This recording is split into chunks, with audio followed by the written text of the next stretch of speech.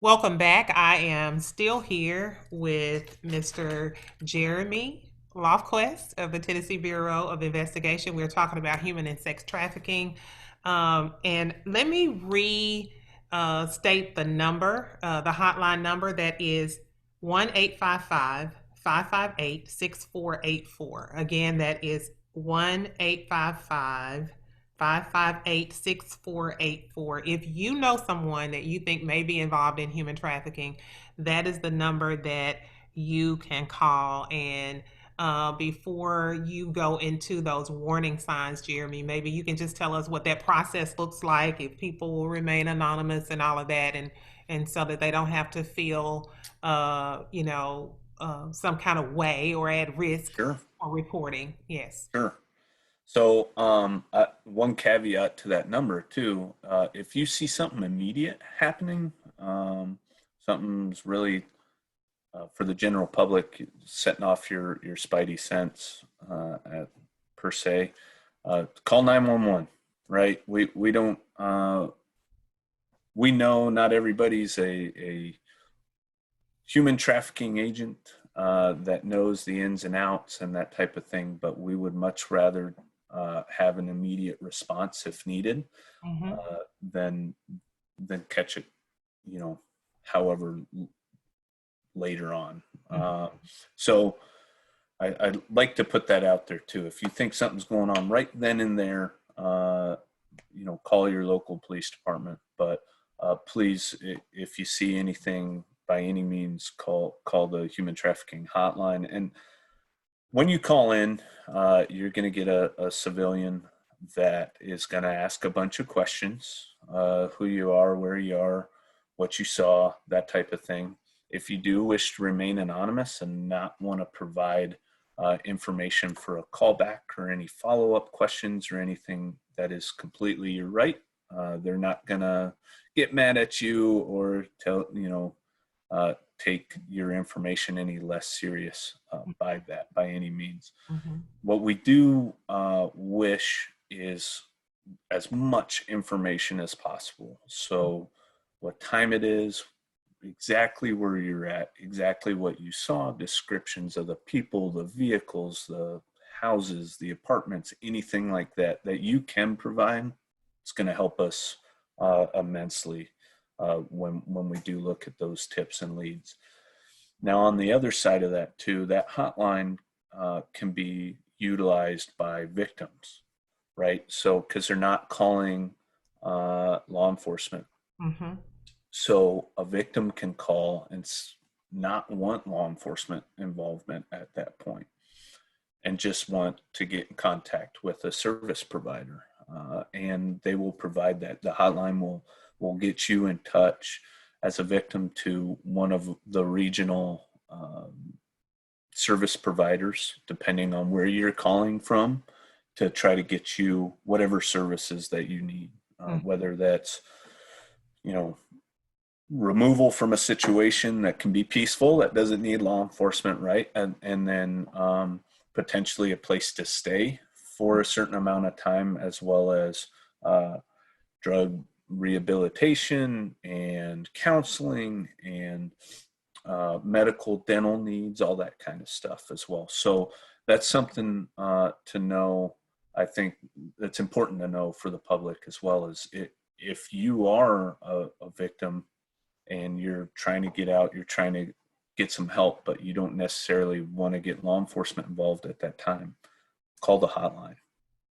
So And that's interesting. So are you saying that if I were a victim of human trafficking and I called in, I don't have to, even if you find out if there's an investigation that goes forward, or will one go forward, no matter what the case, whether I want, are you saying that it doesn't have to be an investigation?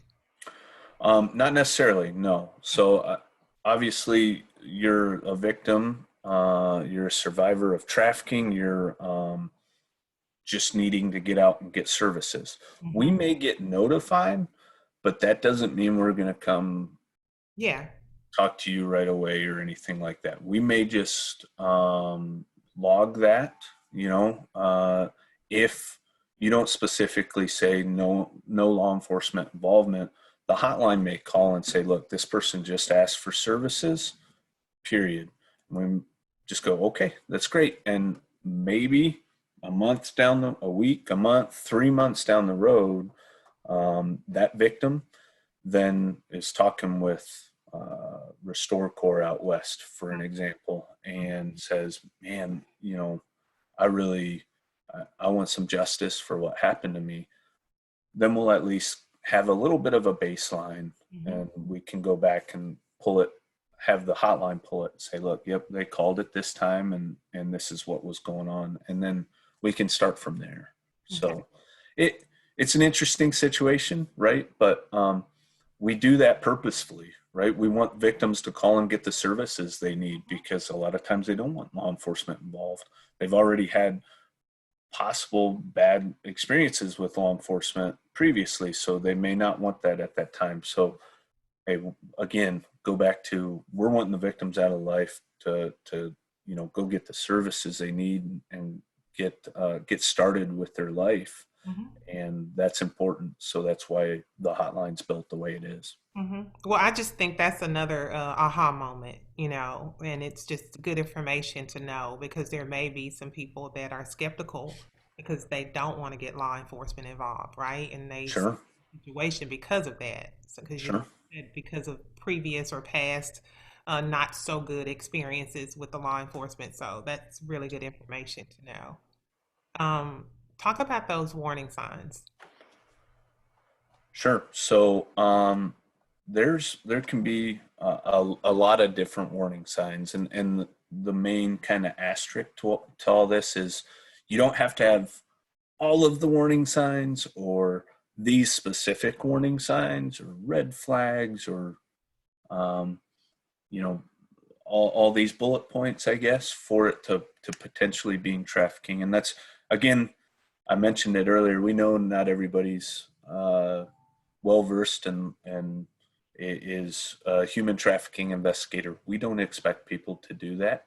Uh, we do want people to be educated enough to look at a situation and go, something's not right there. And hey, I kind of remember this guy once saying X, Y, and Z, right? So they call the hotline and allow us to do our job there, right? Okay. So um, you don't have to have all of these. It can be a few or many of them as possible, but you want to look for people that are kind of unusually fearful, anxious, or submissive in the situation they're in, showing signs of physical abuse, obvious old and new bruising, and that type of thing intermixed.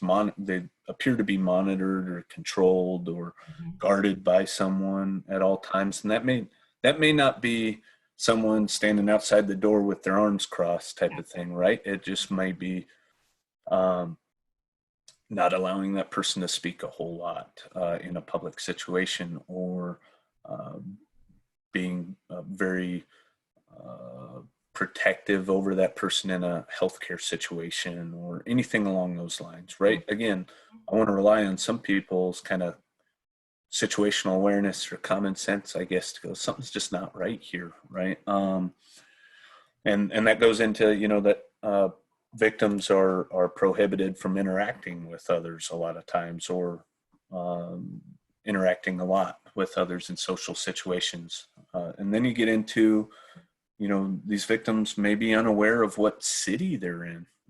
They may not even know what part of the city they're in, or anything along that line as well. Uh, Unable to give you a basic explanation of why they are where they are. Oh, Mhm. why are you in town? Well, kind of him haw around.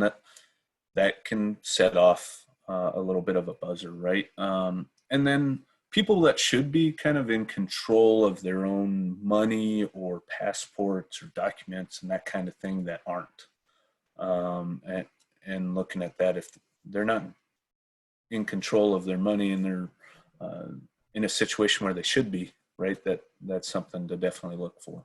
Mhm. Um, Another really important one would be, which sounds obvious, but I like to point out, right, is a minor, someone under the age of 18, in a suspicious circumstance, such as being alone at a hotel or a motel. or at a truck stop, right? Not with parents or guardians Mm-hmm. that would be normal in that situation, right? Being there for 2, 3 days at a time, or you see them multiple times, and it's the same. They're alone or not visibly with parents and that type of thing. So that's something that's definitely suspicious that we like to hear about.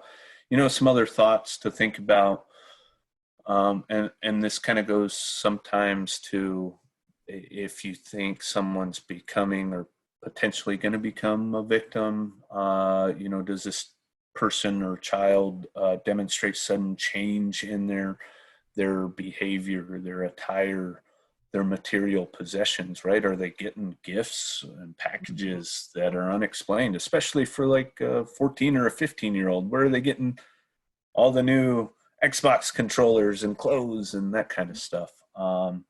Do do the victims make references to sexual situations that are beyond their age specific norms, right? Are they more knowledgeable than you think they really should be at that age?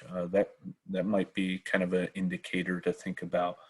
Um, Boyfriends or girlfriends, quote unquote, boyfriends or girlfriends that are 10 or more years older than them. Mm-hmm. When you're 20, 30 years old, that's not a big deal, right? But if you're 14 or Yeah. 15, it definitely is, right? Uh, Victims making reference to terminology that is very specific to the commercial sex industry, knowing specific language on what abbreviations mean, or texting certain things that are very specific to that you would know is not normal and not normal for that age range as a parent or a guardian or anything like that. This isn't right, and when you Google it, you find out, right? That's definitely a red flag. Yeah, getting into labor trafficking, that kind of stuff. Looking at people that owe very large debts, that work a lot and still aren't paying them off. Again, going back, not in control of their documents, or even have a potentially not in control of their own kids or something. Sometimes family members are withheld and that type of thing to coerce people into certain situations, Mm-hmm. and that type of thing. So again, that's just kind of a snapshot. That's not all of them. Yeah. You don't have to have all of those. You can have 1 or 10 of them. But if something's kind of setting a buzzer off, please give us a call, or your local law enforcement or Department of Children's Services a call, and we can go from there. Yeah. So in 2015, the TBI launched an extensive operation to address human trafficking known as Operation Someone Like Me. To date, the operation has led to the arrest of several hundred men on a variety of prostitution and trafficking related offenses. Who's behind the scenes doing the buying? Can you talk about that very briefly? Sure. So, yeah, who are the buyers of these victims, right? And what we're seeing is it can literally be anybody. Um, we've had CEOs of companies and former, professional sports players, all the way to blue collar workers and day laborers, truck drivers. I mean, it's the full gamut, everything in between. Um, School workers and people in authoritative positions, Mhm. that you should be able to feel safe, right? Having your Yeah. children around, are calling in and getting arrested on these trafficking related charges Mhm. regularly as well too. So, like I said, it can be anybody. There's no specific buyer. Example that Kelly gave about, a kid, maybe that, is doesn't have many friends in school, kind of a loner, at school. Maybe going to the high school ball games, and there's always this adult there, buying them stuff and, um, befriending them or whatever. And I mean, there are just situations that I think people don't normally think of as being a big deal. Maybe you Sure. just look at it and say, hey, they're being nice to this kid that doesn't have a whole lot of friends and trying to make them feel, included. And it could very well be trafficking or someone grooming or manipulating a child to be trafficked. And, I just think, as parents and guardians, we have to be um, really aware and mindful of the people that our children are interacting with and monitoring their time or what they're doing on the internet. And, I'm old, so my kids, I got on Facebook many years ago because my kids wanted to be on Facebook, right? And they thought I was monitoring them, and I didn't even know how to use it. It was so funny, but I knew just because they thought I was monitoring them, they weren't going to be doing anything that they weren't supposed to. But we went all the way back to the MySpace days Oh yeah. when Yep. there was some really crazy stuff going on social media. But yeah, so we just have to be mindful. Is there anything else, Jeremy, that you want to share before we move to a close? No, I think you hit on it right there. I think one of the biggest things as parents we can do, guardians, is be involved, right? Be a parent, not necessarily a best friend. Be a parent, be involved. Know what your kids are into day in and day out. Know who their friends are online, and so on and so forth. Because the internet's a great thing. It gives our kids access to information worldwide that we've never had this time in history, right? But flip side of that is it also gives the world access to our children. Mhm. So we have to be that gatekeeper, Right. and that's going to be where we can really stem the problem. So Yeah. Well, thank you so much for being with me today. I appreciate you and I appreciate your perspective and you providing the information that you've provided for our audience. And I hope that you will come back and visit again in the very near future. And to all of you guys, thank you for coming back yet another Saturday to share with me. And I look forward to seeing you on next Saturday at the same time, right here on 94.7 FM. We will see you then.